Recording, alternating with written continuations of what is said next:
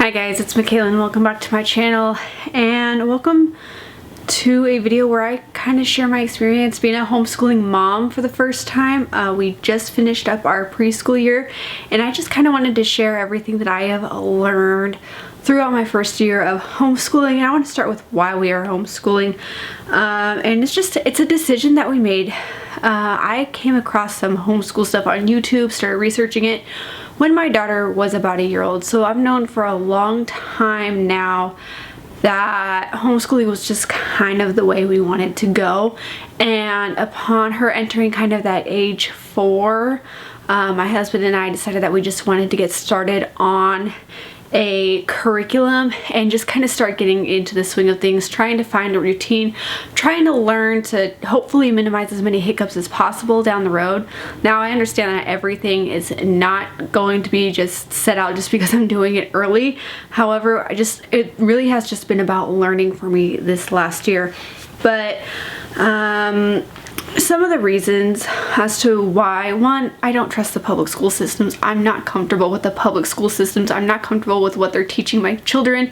And another thing, I don't want my kids away from me like that. Like, I don't want them away from me during the school day. I want to be with them, and I want to be able to teach them and raise them with values and morals that feel right for our family and for what we want them to grow up in. We are a Christian family. We believe that God is first and foremost in our lives, and I want to be able to instill as much as that in my children as possible.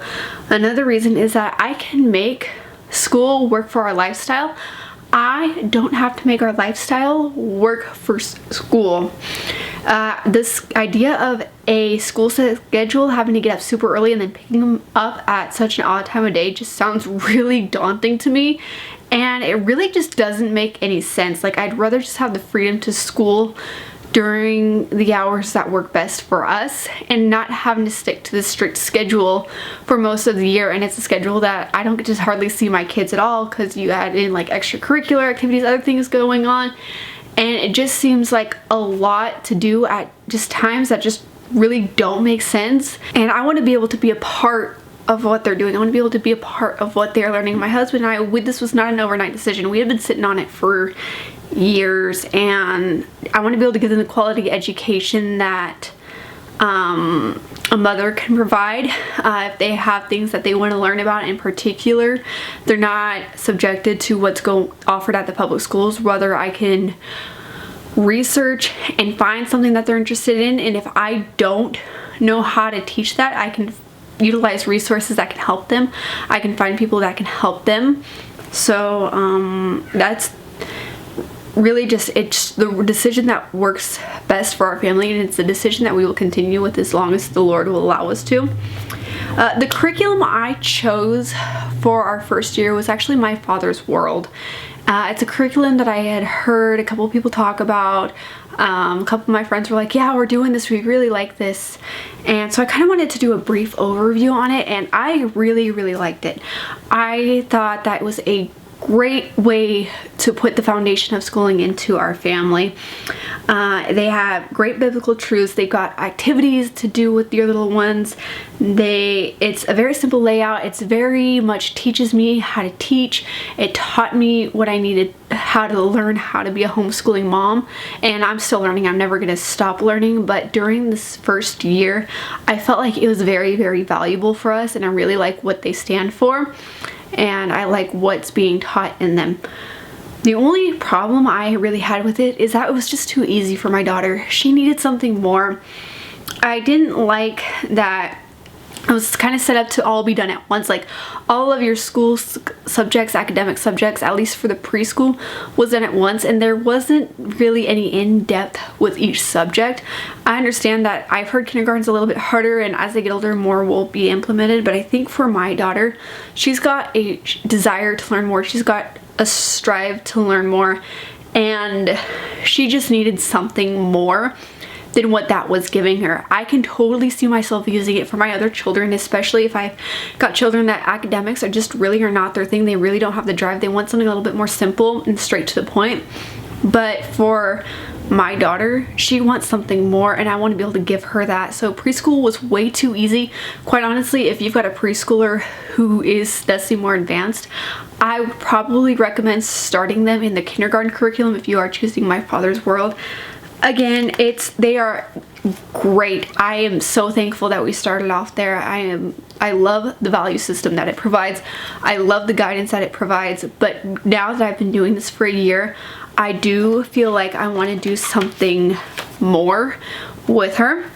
And I actually, going forward into kindergarten now, I do have curriculum picked out that feels like a good fit for our family, and I'm excited to start that. I do want to start kindergarten a little bit early this year, and another reason for us being able to homeschool is that I pick and choose the breaks. I don't have to go with what the school system provides, though I can follow along if I want to.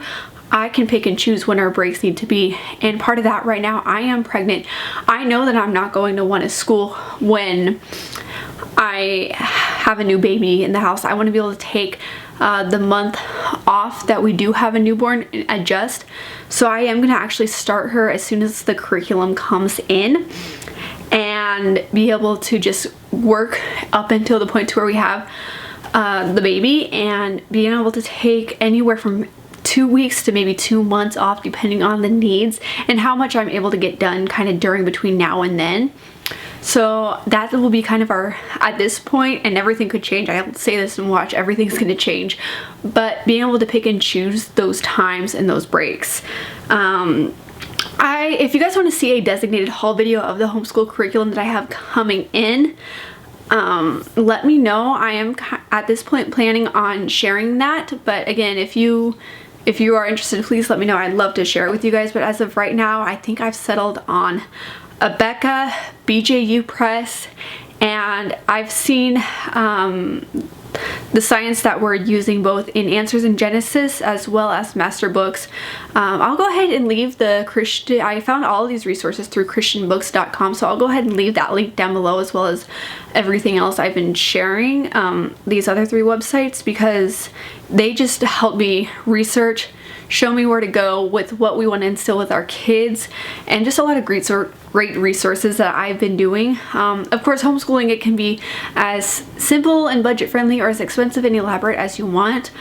For us personally, I feel like I do best with something to guide me, so we are investing a little bit into the curriculum that we are choosing, because as a mom, I don't want to mess up. I want that guidance until I get more comfortable with homeschooling and scheduling and learning how to teach, that I can be a little bit more creative and maybe the budget can go down a little bit. But we are investing a little bit because I want to be able to give them the best education that I can.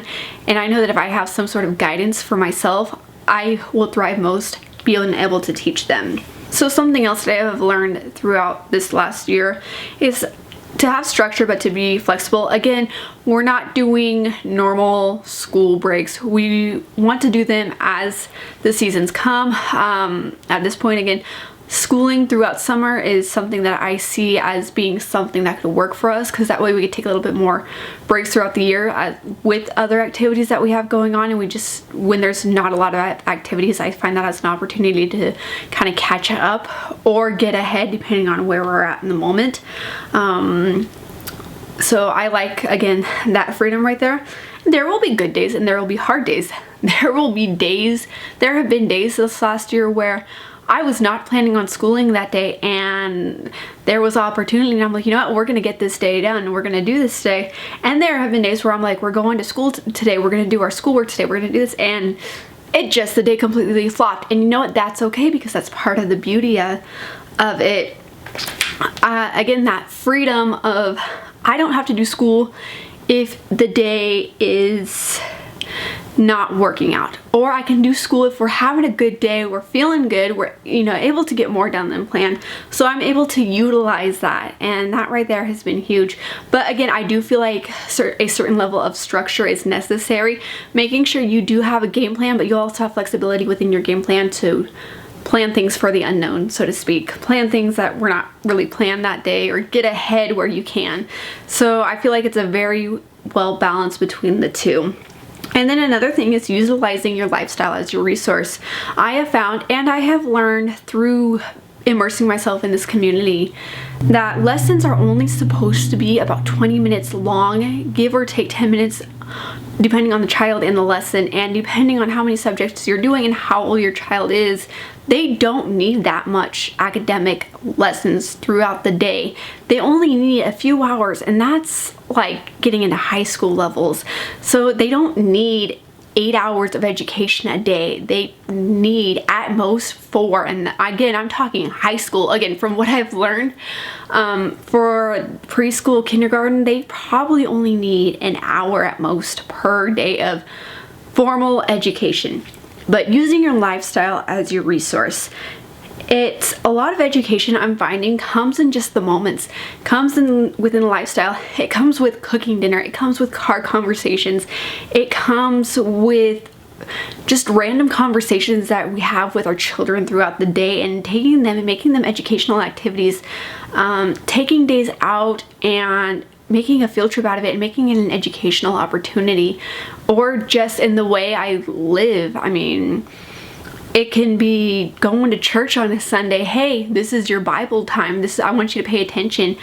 Or you're out with friends. Okay, what are safety precautions? What do we do? You know, we're all out together. We're shopping today. Let's learn about math and clearance items and how to add money up. It's doing all of those little things throughout the day that all count towards your child's education, that you don't even think about it. It's, for me, I look at it like, I'm going to take this moment right here and just take one extra step and try to make it an educational opportunity, you know, and it's just kind of being mindful of all those opportunities and taking them where you can and where you're able. And I feel like a lot gets done, you know. Again, like, I've heard people tell me things about, hey, let's sort the silverware. There's your math right there.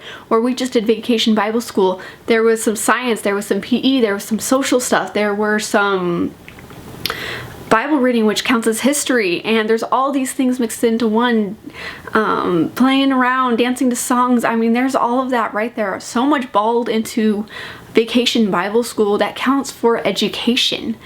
And, you know, I know that there's this stigma around kids not being socialized enough with homeschoolers, but the reality is that falls on the parent. If I'm willing to take my child and get them socialized, then they will be.